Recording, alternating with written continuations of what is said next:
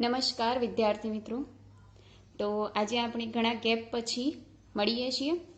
આજે આપણે ચેપ્ટર 3ની શરૂઆત કરીએ છીએ, સુરેખ પથ પર ગતિ. બરાબર, એટલે આ જે ચેપ્ટર છે એની અંદર તમારે ડાયનેમિક્સ વિશે ભણવાનું છે, કે જેની અંદર ગતિ, વેગ, પ્રવેગ, બરાબર, અને અચળ પ્રવેગી ગતિના સમીકરણો, ઇન શોર્ટ ગતિ વિશે તમારે આ ચેપ્ટરની અંદર જોવાનું છે. આપણે આજે શરૂઆત કરીએ તો ગતિની ચર્ચા કરીએ તો એ પહેલાં આપણને ખ્યાલ હોવો જોઈએ કે પદાર્થ સ્થિર ક્યારે કહેવાય અને ગતિમાં ક્યારે કહેવાય. બરાબર, તો પદાર્થ સ્થિર ક્યારે કહેવાય કે જ્યારે સમયની સાપેક્ષે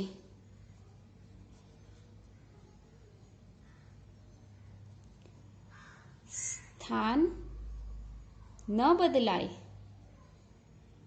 એટલે ગમે તેટલા કલાકોએ નીકળી જાય પરંતુ એ પદાર્થનું સ્થાન ન બદલાય, તો એ વખતે પદાર્થ કેવો કહેવાય? સ્થિર કહેવાય. પરંતુ જ્યારે સમયની સાપેક્ષે સ્થાન બદલાય તો એ વખતે પદાર્થ ગતિમાં છે તેમ કહેવાય. આ વસ્તુ ખાસ કે સ્થિર પદાર્થ કોને કહેવાય? તો જ્યારે પદાર્થ સમયની સાપેક્ષે સ્થાન ન બદલાતું હોય તો એવા પદાર્થને આપણે સ્થિર પદાર્થ કહેવાય, અને સમયની સાપેક્ષે સ્થાન બદલાય તો એને આપણે કહીશું ગતિમાન પદાર્થ. બરાબર, હવે એના પછી આગળ જોઈએ તો કણ એટલે શું? જનરલી નામ સાંભળતા આવ્યા છીએ કે આટલા કણ છે, આવી રીતે છે, પણ કણની ખરેખર ડેફિનિશન શું થાય? તો કણ શું છે? તો નહિવત દળ ધરાવતો બિંદુવત પદાર્થ, નહિવત દળ ધરાવતો બિંદુવત પદાર્થ. નહિવત દળ ધરાવતું એટલે એકદમ ઓછામાં ઓછું દળ છે. ધારો કે ઇલેક્ટ્રોનનું દળ છે ને 10⁻³ કિલોગ્રામ, તો એ જે નહિવત દળ ના દળની બરાબર છે, તો એને આપણે કણ કહી શકીએ. કણને કોઈ પરિમાણ હોતા નથી કે એ જગ્યા પણ રોકતો નથી, એટલે કે નહિવત દળ ધરાવતા પદાર્થને કણ કહેવાય. કણને કોઈ પણ પરિમાણ હોતા નથી. બીજું કે ધારો કે આ એક ઘન પદાર્થ એ ઘણા બધા કણોનું બનેલું હોય છે. હવે ઘન પદાર્થ એક જગ્યાએથી બીજી જગ્યાએ ગતિ કરે તો એવું થોડી હોય છે કે એક કણ પહેલાં ગતિ કરે, પછી થોડા સમય પછી બીજો કણ ગતિ કરે, ત્રીજો કણ ગતિ કરે. ના, તો એક સાથે બધા જ કણો એક જગ્યાએથી બીજી જગ્યાએ સમાન સમયમાં સમાન અંતર કાપે છે, તો આના આપણે શું કહી શકાય? ઘન પદાર્થ એટલે કે કણ કહી શકીએ. બીજું એવું બી કહી શકીએ કે જે કણનું પરિમાણ છે એ બે કણ વચ્ચેના અંતરને, એટલે કે આ જ કોઈ બે પદાર્થ છે, આ પદાર્થનું પરિમાણ એ બે પદાર્થ વચ્ચેના અંતરની સાપેક્ષમાં અવગણી શકાય, તો એવા કિસ્સામાં બી એ શેના તરીકે વર્તી શકે? કણ. દાખલા તરીકે હું વાત કરું અવકાશી પદાર્થની, તો હું વાત કરું છું તો કોઈ બી એક પૃથ્વી લઈ લઈએ અને બીજું લઈ લઈએ સૂર્ય. તો પૃથ્વીની ત્રિજ્યા અને સૂર્યની ત્રિજ્યા, એ બંનેની ત્રિજ્યા જોઈએ તો એની સાપેક્ષમાં એ બંને વચ્ચેનું અંતર કેટલું છે? ઘણું વધારે છે. પૃથ્વીની ત્રિજ્યા કરતાં પૃથ્વી અને સૂર્ય વચ્ચેનું અંતર કેવું છે? ઘણું વધારે. તો એવા સંજોગોમાં આપણે પૃથ્વી અને સૂર્ય બંનેને કણ સ્વરૂપે લઈ શકીએ છીએ. તો ઇન શોર્ટ દરેકને કણની સંકલ્પના ખબર પડી ગઈ. કણ શું છે? ન જોઈ શકાય, ન સ્પર્શ કરી શકાય, ન અનુભવી શકાય છે. કેમ? કારણ કે નહિવત દળ ધરાવતો બિંદુવત પદાર્થ છે, તેને કોઈ પરિમાણ હોતા નથી. અને જ્યારે પદાર્થનું પરિમાણ એ બે પદાર્થ વચ્ચેના અંતરની સરખામણીમાં અવગણી શકાય એવું હોય, તો તેવા કિસ્સામાં તે પદાર્થને શેના તરીકે લઈ શકાય? કણ સ્વરૂપે લઈ શકાય. આગળ જોઈએ તો આપણું છે યંત્રશાસ્ત્ર. યંત્રશાસ્ત્રને આપણે કહીએ છીએ મિકેનિક્સ. મિકેનિક્સના બે ભાગ પડે છે, એક તો ગતિ વિજ્ઞાન અને બીજું છે શુદ્ધ ગતિ વિજ્ઞાન. ગતિ વિજ્ઞાન એટલે ડાયનેમિક્સ અને શુદ્ધ ગતિ વિજ્ઞાન એટલે કે કાઇનેમેટિક્સ. બંને યંત્રશાસ્ત્રમાં ગતિની ચર્ચા કરવામાં આવે છે. શેની ચર્ચા કરવામાં આવે છે? ગતિની ચર્ચા. પરંતુ બંનેમાં ફરક કેટલો છે કે અહીંયા ગતિ કેમ થાય છે, શાના કારણે થાય છે, એટલે કે તેના કારણોની ચિંતા કર્યા વગર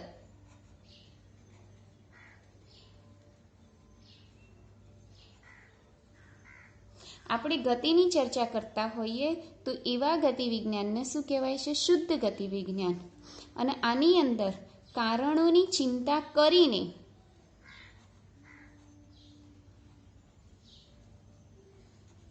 જો ગતિની ચર્ચા કરવામાં આવે તો એવા ગતિ વિજ્ઞાનને શું કહીશું? આપણે ડાયનેમિક્સ કહીશું. ખ્યાલ આવી ગયો? તો યંત્રશાસ્ત્રના બે ભાગ પડે છે. મિકેનિક્સના બે ભાગ, કાઇનેમેટિક્સ અને ડાયનેમિક્સ.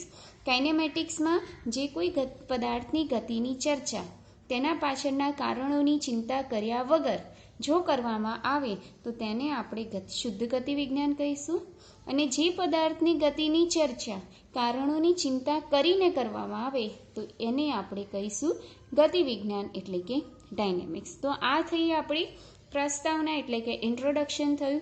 હવે આગળનો જે આપણો મેઇન ટોપિક છે આ ચેપ્ટરનો તે સ્ટાર્ટ કરીએ અને એ છે સ્થાન, પથ લંબાઈ અને સ્થાનાંતર.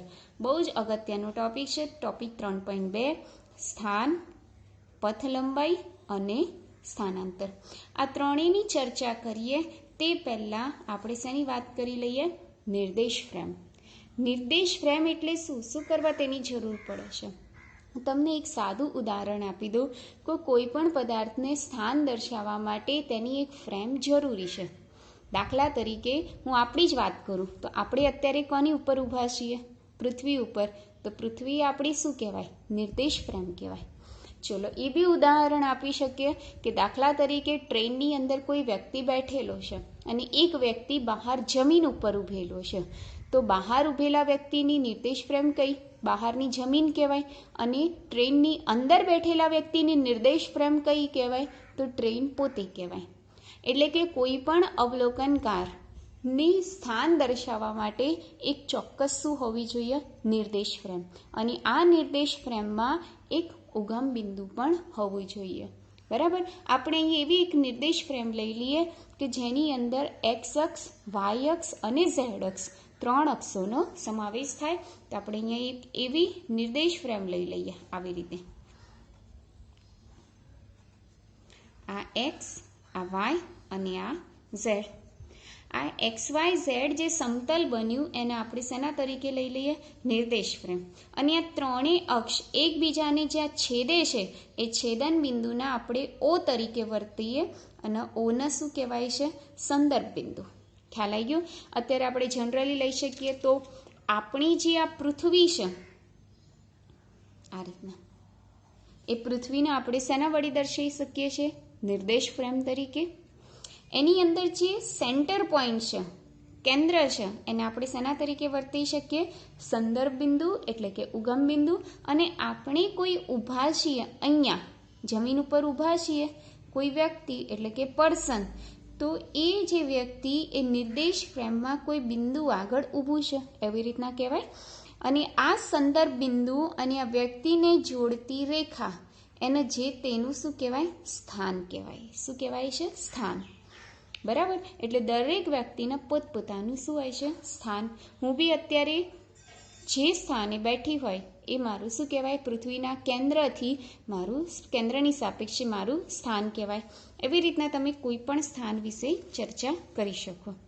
આપણે અહીંયા ચેપ્ટરનું નામ છે સુરેખ પથ પરની ગતિ. બરાબર. એટલે કે સુરેખ એટલે સીધા રસ્તા પરની ગતિ. એક જ રસ્તો એટલે કે એમાં કેટલા રસ્તાની વાત કરવામાં આવે? એક જ રસ્તાની વાત કરવામાં આવે. તો આપણે આખા આ ચેપ્ટરમાં કોઈ એક જ અક્ષની વાત કરીશું એટલે કે એક પરમાણવિક ગતિ. કારણ કે સુરેખ પથ ઉપરની ગતિ એટલે તો શું કહેવાય? એક પરમાણવિક ગતિ કહેવાય. તો આપણે આજના આ જે ચેપ્ટર છે એ ચેપ્ટરમાં માત્ર એક પરમાણવિક ગતિનો અભ્યાસ કરીશું. હવે એના માટે હું એક નિર્દેશ ફ્રેમ દર્શાવી દઉં આવી રીતે. એક પરમાણવિક નિર્દેશ ફ્રેમ દર્શાવી જેનું ઉગમ બિંદુ મારું આટલે છે, ઓ લઈ લો, બરાબર. ઓની જમણી બાજુ મારે બધા જ ધન મૂલ્યો છે,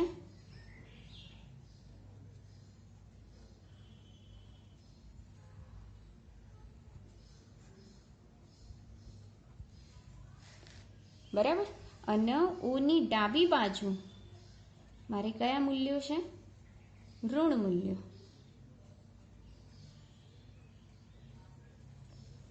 તો આખી આ જે એક પરમાણ્વિક મેં નિર્દેશ ફ્રેમ દર્શાવી, આ ઓને સંદર્ભ બિંદુ અથવા તો ઉગમ બિંદુ કહેવાય. સંદર્ભ બિંદુના જમણી બાજુ તમામ ધન મૂલ્યો આપેલા છે અને ડાબી બાજુએ તમામ ઋણ મૂલ્યો આપેલા છે. અહીંયા અમુક બિંદુઓના હું સ્થાન બતાવી દઉં. દાખલા તરીકે આ બિંદુને હું કહી દઉં છું પી બિંદુ, આને કહી દઉં છું ક્યુ બિંદુ, અને આ સપોઝ મારું થઈ ગયું આર બિંદુ. હવે આપણે સ્થાન, સ્થાનાંતર અને પથ લંબાઈ સમજવા માટે આ એક નિર્દેશ ફ્રેમની ચર્ચા કરીશું, બરાબર. એની અંદર લખી કાઢું 3 એ 3ના મૂલ્યો કે પી બિંદુનું સ્થાન કયું કહેવાય? 120 મીટર. આખી અક્ષ શેમાં છે? મીટરમાં છે, બરાબર. આ ધન મીટર, આ ઋણ મીટર. ચલો એના પછી ક્યુ બિંદુનું સ્થાન કેટલું છે? 200 મીટર. અને એના પછી આર બિંદુનું સ્થાન કેટલું છે? -80 મીટર. આ 3 બિંદુના મારે 3 સ્થાન પ્રાપ્ત થઈ ગયા. હવે આ પહેલી વાત થઈ, મારો પહેલો ટોપિક પૂરો થયો છે સ્થાન. હવે બીજો ટોપિક લઉં, પથ લંબાઈ, બરાબર. સ્થાન તો દરેકને ખ્યાલ આવી ગયો, ઉગમ બિંદુની સાપેક્ષે જે તે કણનું સ્થાન હોય છે. હવે આપણે લઈએ પથ લંબાઈ. પથ લંબાઈ સમજવા માટે ધારો કે કોઈ એક વ્યક્તિ, સમજો દરેક જણા, જે મેઇન છે અહીંયા છે, એક વ્યક્તિ ઓ બિંદુથી ગતિ કરી પી બિંદુ તરફ જાય છે, પી બિંદુથી ગતિ કરી ક્યુ બિંદુ તરફ જાય છે, અને ક્યુ બિંદુથી ફરી પાછું ક્યાં આવે છે? પી બિંદુ પર. એટલે આવી રીતના અહીંયાથી ગતિ કરતો કરતો વ્યક્તિ પી, પી ઉપરથી ક્યુ અને ક્યુ ઉપરથી પાછું ક્યાં જાય છે? પી બિંદુ ઉપર, બરાબર. એટલે આનો માર્ગ થયો ઓ થી પી, પી થી ક્યુ અને ક્યુ થી ફરી પાછું પી. તો પથ લંબાઈ એટલે શું? કણે કાપેલા કુલ અંતરને પથ લંબાઈ કહે છે, કુલ અંતરને. તો હવે ગણો, તો ઓ થી પી એટલે કુલ અંતર, એટલે કે મારે પથ લંબાઈ શોધવું છે. તો શું થશે? પહેલાં ઓપી થશે, પછી પીક્યુ થશે, અને પછી ફરીથી ક્યુપી થશે, કારણ કે પહેલાં ઓ થી પી, પી થી ક્યુ અને ક્યુ થી પી. એટલે હવે અંતર બધાનું માપી લઈએ. તો ઓ થી પી કેટલું અંતર? 120. પી થી ક્યુ કેટલું અંતર? 120 થી 200 એટલે કે 80. અને 200 થી પાછું 120 એટલે ફરી પાછું કેટલું કાપ્યું? 80. એટલે ટોટલ અંતર આને કાપ્યું 120 વત્તા 160, એટલે આને અંતર કાપ્યું 280 મીટર. ખ્યાલ આવી ગયો? એટલે પથ લંબાઈ આપણી કેટલી થઈ? 280 મીટર. આ આપણને પ્રાપ્ત થયું પથ લંબાઈ. હવે આપણે વાત કરી લઈએ કોની? સ્થાનાંતર. સ્થાનાંતર એટલે શું? ચોક્કસ સમયગાળામાં કણના સ્થાનમાં થતો ફેરફાર. સ્થાનમાં થતો ફેરફાર એને આપણે શું કહીએ છીએ? સ્થાનાંતર. સ્થાનમાં થતો ફેરફાર એ જે સ્થાનાંતર છે એને આપણે ડેલ્ટા એક્સ વડે બતાવીશું. કણના સ્થાનમાં થતો ફેરફાર એટલે આપણે ખાલી શું કન્સિડર કરવાનું? અંતિમ સ્થાન માઇનસ પ્રારંભિક સ્થાન. ચલો હવે આપણો પથ આ રહ્યો કયો? ઓ બિંદુથી પી બિંદુથી ક્યુ બિંદુથી પી, બરાબર. તો ઓ થી સ્ટાર્ટ કર્યું, પી ઉપર ગયો, પી થી ક્યુ ઉપર ગયો, ક્યુ થી ફરી પાછું પી ઉપર આવ્યું. એટલે એનું અંતિમ સ્થાન કયું આવ્યું? પી આવ્યું. એટલે અહીંયા આપણે લખીએ છીએ પી બિંદુનું સ્થાન. માઇનસ પ્રારંભિક સ્થાન કયું, ક્યાંથી સ્ટાર્ટ કર્યું હતું એને, ઓ બિંદુ ઉપરથી, એટલે માઇનસ કરીને અહીંયા લખીશું ઓનું સ્થાન. બરાબર. ચલો હવે ગણતરી કરીએ તો પીનું સ્થાન કયું છે, 120, એટલે અહીંયા લખીશું 120 માઇનસ ઓનું સ્થાન કયું છે 0, તો સ્થાનાંતર આપણને કેટલું મળ્યું 120. ખ્યાલ આવી ગયો દરેકને? તો સ્થાનાંતર એટલે શું, કણના સ્થાનમાં થતો ફેરફાર, એટલે કે અંતિમ સ્થાન માઇનસ પ્રારંભિક સ્થાન. અંતિમ સ્થાનને તમે x2 વડે પણ દર્શાવી શકો, પ્રારંભિક સ્થાનને તમે x1 વડે પણ દર્શાવી શકો. તો આ તમારા સ્થાનાંતરનું સૂત્ર થયું. હવે એક એવો કિસ્સો લઈએ કે જેમાં આમાં તો શું થયું કે પથ લંબાઈનું મૂલ્ય સ્થાનાંતર કરતાં કેવું છે, વધારે. જો આ 280 વધારે છે, પથ લંબાઈને આપણે કહી દઈએ y અને સ્થાનાંતરને આપણે કહી દઈએ x. બરાબર. તો આમાં મોટું કોણ છે, y, એટલે આવા કિસ્સામાં આપણે લખી શકીએ y is greater than x. લખાય ને, એક કિસ્સો એવો મળી ગયો. હવે મને એવો કિસ્સો કહો કે y નું મૂલ્ય એ x જેટલું હોય, એટલે કે અહીંયા ગ્રેટર ધેનની જગ્યાએ શું થઈ જાય, બરાબર થઈ જાય. તો એવો કિસ્સો લઈ લઈએ. તો આકૃતિ આની યાદ રાખીએ આપણે.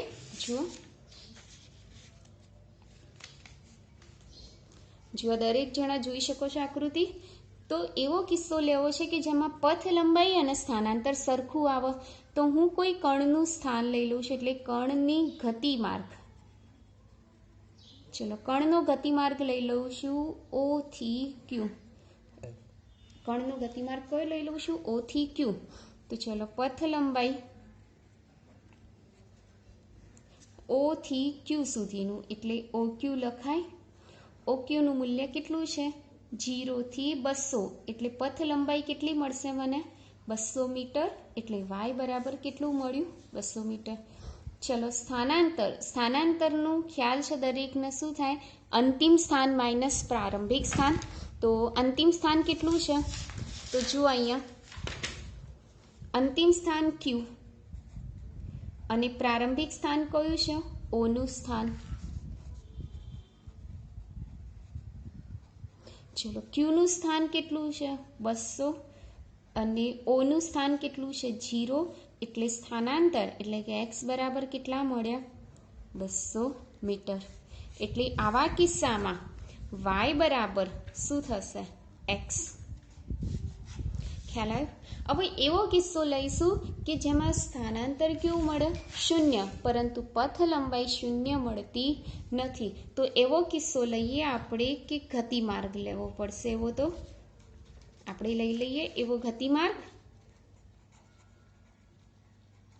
ચલો ગતિમાર્ગ લઈએ તો O થી O લઈ લઈએ. ક્યાંથી લઈ લઈએ, O થી O. એટલે O ઉપરથી P, P ઉપરથી Q, Q ઉપરથી ફરી પાછું ક્યાં આવી જાય, O. ચલો તો પથ લંબાઈ શોધો. ચલો પથ લંબાઈ પહેલા O થી P, P થી Q, એટલે O થી Q લઈ લઈએ, વત્તા પાછું Q થી O, એટલે QO. યાદ રાખો પથ લંબાઈ એટલે કુલ અંતર. બરાબર. તો ચલો O થી Q કેટલું છે, 200, અને Q થી O કેટલું ફરીથી 200, એટલે ટોટલ અંતર કેટલું થયું, 400 મીટર થયું. તો આ તમને મળ્યું પથ લંબાઈ. હવે આ જ કિસ્સામાં મારે શું શોધવું છે, સ્થાનાંતર. ચલો સ્થાનાંતરમાં પ્રારંભિક સ્થાને O, અંતિમ સ્થાન પણ O. આપણી પાસે તો એક સૂત્ર જ વાપરવાનું સ્થાનાંતરનું, x2 માઇનસ x1. અંતિમ સ્થાન બી 0, પ્રારંભિક સ્થાન બી 0, તો સ્થાનાંતર કેટલું મળ્યું, 0. એટલે આ ઉપરથી તમે એવું કહી શકો, શું કહી શકો, કે પથ લંબાઈનું મૂલ્ય એ સ્થાનાંતર કરતાં મોટું કે સરખું હોઈ શકે. આ પહેલો પોઈન્ટ. પથ લંબાઈનું મૂલ્ય કાં તો સ્થાનાંતર કરતાં મોટું હોય, કાં તો સ્થાનાંતર જેટલું જ હોય, અથવા તો xનું મૂલ્ય 0 હોઈ શકે. એટલે સ્થાનાંતરનું મૂલ્ય 0 હોઈ શકે, પરંતુ y એટલે કે પથ લંબાઈ ક્યારેય 0 હોતું નથી. આ ખાસ યાદ રાખવાનું. બરાબર. એટલે પથ લંબાઈ ક્યારેય 0 હોતી નથી. તો આ ઉપરથી આપણે એના ઉદાહરણ એટલે કે તફાવત જોઈ શકીએ છીએ. તો તફાવતની અંદર જો લખવું હોય તો શું લખી શકાય? દાખલા તરીકે પથ લંબાઈ અને સ્થાનાંતર વચ્ચેનો મારે શું શોધવો છે? તફાવત લખીએ, અમુક પોઈન્ટ લખીએ. ચલો પહેલો પોઈન્ટ લખીએ. તો પથ લંબાઈ એટલે શું? બંનેની વ્યાખ્યા લખી કાઢવાની કે કાપેલું કુલ અંતર, બરાબર. અથવા તો એવું હોય તો એક નવા જ પેજ ઉપર જોઈ લઈએ આપણે. આના અત્યારે એમ રાખીએ, નવા પેજ ઉપર જોઈએ. તો જો હવે પથ લંબાઈ અને સ્થાનાંતર વચ્ચેનો તફાવત જોઈએ. તો પહેલાં તો બંનેની વ્યાખ્યા લખી કાઢવાની. શું છે બંનેની વ્યાખ્યા? તો પથ લંબાઈ એટલે કણે કાપેલા કુલ અંતરને શું કહીએ છીએ આપણે? પથ લંબાઈ. તો સ્થાનાંતર એટલે શું? તો કણના સ્થાનમાં થતા ફેરફારને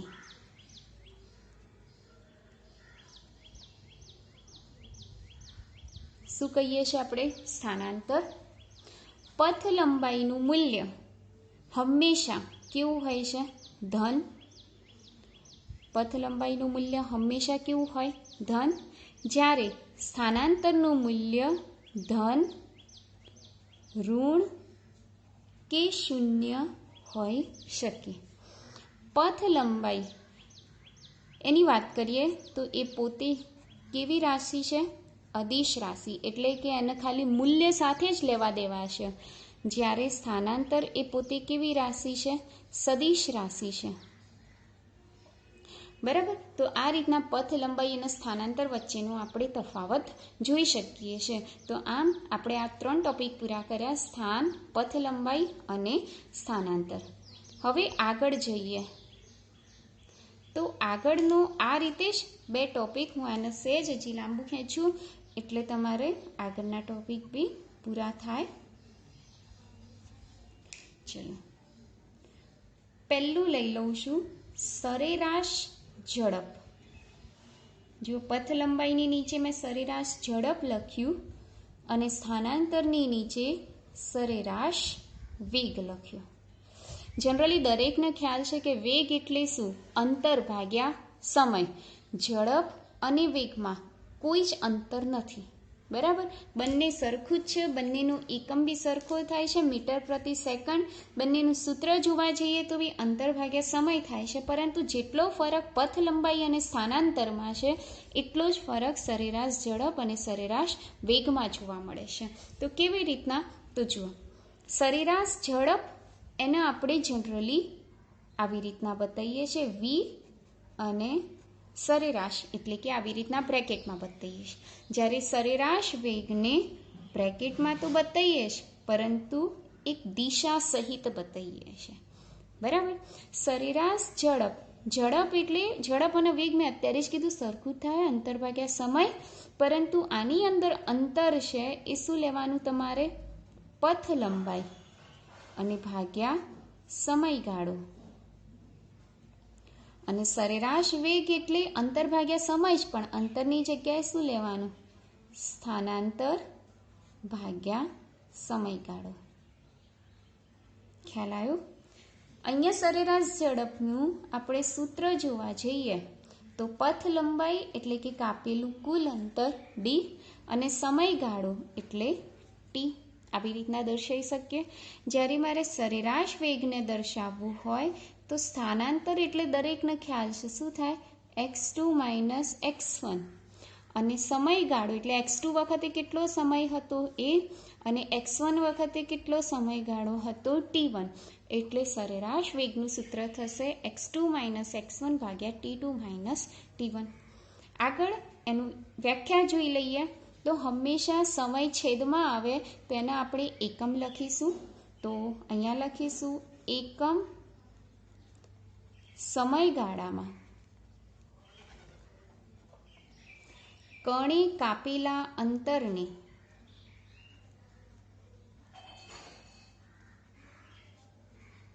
સરેરાશ ઝડપ કહે છે. એકમ સમયગાળામાં કણે કાપેલા અંતરને શું કહેવાય? સરેરાશ ઝડપ તો એવી રીતના આની વ્યાખ્યા શું થાય? તો એકમ સમયગાળામાં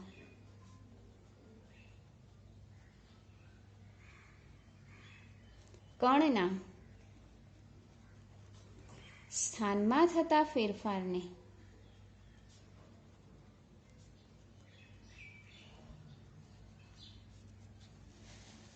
એકમ સમયગાળામાં કણના સ્થાનમાં થતા ફેરફારને સરેરાશ વેગ કહે છે. ખ્યાલ આવી ગયો? હવે જેમ પથ લંબાઈનું મૂલ્ય હંમેશા ધન હોય છે, તેવી રીતે સરેરાશ ઝડપનું મૂલ્ય હંમેશા કેવું હોય? ધન. જ્યારે સરેરાશ વેગનું મૂલ્ય હંમેશા ધન હોવું એ જરૂરી નથી. મૂલ્ય કાં તો ધન પણ હોઈ શકે, ઋણ પણ હોઈ શકે, અથવા તો શૂન્ય પણ હોઈ શકે. સરેરાશ ઝડપને દિશા સાથે કોઈ જ લેવા દેવા નહીં, એટલે એ રાશિ કેવી રાશિ કહેવાય? અદિશ રાશિ. જ્યારે સરેરાશ વેગને દિશા સાથે લેવા દેવા ખરા, એટલે એને આપણે કઈ રાશિ કહીશું? સદિશ રાશિ. બરાબર. તો આ વાત કરી આપણે સરેરાશ ઝડપ અને સરેરાશ વેગ. આના એકમો પણ જોઈ લઈએ. આ બંનેના એકમ, તેનો એકમ કયો થાય? મીટર. અને આનો એકમ પણ કયો થાય? મીટર. એટલે કે પથ લંબાઈ અને સ્થાનાંતરનો એકમ મીટર થાય. જ્યારે સરેરાશ વેગ અને સરેરાશ ઝડપનો એકમ મીટર પ્રતિ સેકન્ડ અને આનો એકમ પણ કયો થાય? મીટર પ્રતિ સેકન્ડ. તો આ વાત કરી આપણે સરેરાશ ઝડપ અને સરેરાશ વેગ. હવે આગળ તેના થોડાક આલેખો વિશે ચર્ચા કરી લઈએ. તો જુઓ હવે અહીંયા એક આલેખો દર્શાયા છે: સ્થિર ગતિ, નિયમિત ગતિ અને અનિયમિત ગતિ. એના બધા માટે એક્સ વિરુદ્ધ ટી, એક્સ વિરુદ્ધ ટી, એક્સ વિરુદ્ધ ટી અને એક્સ વિરુદ્ધ ટી આવા આલેખો મેં અહીંયા બતાવ્યા છે. સ્થિર ગતિ એટલે શું? કે સમય ગમે તેટલો વયો જાય, પરંતુ એ પોતાનું સ્થાન બદલતો નથી. દાખલા તરીકે અહીંયા પડેલો હોય એ પદાર્થ, તો થોડા સમય પછી જોઈશું તો પણ એ અહીંયા જ મળશે. થોડા સમય પછી જોઈશું તો પણ એ પદાર્થ અહીંયા જ મળશે. એમ સમય ગમે તેટલો બદલાતો જાય, પરંતુ એ પદાર્થ જો પોતાનું સ્થાન ના બદલતો હોય, તો આવી ગતિને કેવી ગતિ કહેવાય? સ્થિર ગતિ. હવે ધારો કે આપણે આપણા ઘરેથી કોઈ પેટ્રોલ પંપે અથવા તો દુકાને અથવા તો બજાર માર્કેટમાં જતા હોય, એટલે કે ઘરેથી સમય બદલાતા અંતરમાં શું થાય? વધારો. બરાબર. તો એવો જે આલેખ છે કે જેમાં આપણને સમય વધતા અંતર વધે, તો પણ એને કેવી આ ગતિ કહેવાય? નિયમિત ગતિ. અને જો સમય વધતા અંતરમાં ઘટાડો થાય, એટલે કે તમે બજારમાંથી પાછા ઘરે આવતા હોય, બરાબર, તો એવી ગતિને પણ આપણે નિયમિત ગતિ કહીશું. ખાલી બંનેમાં ફરક એ છે કે અહીંયા સમય વધતા અંતરમાં વધારો થાય, સમય વધતા અંતરમાં ઘટાડો થાય. બંનેનો અર્થ તો એમ જ થાય. શું થાય? કે સમાન સમયમાં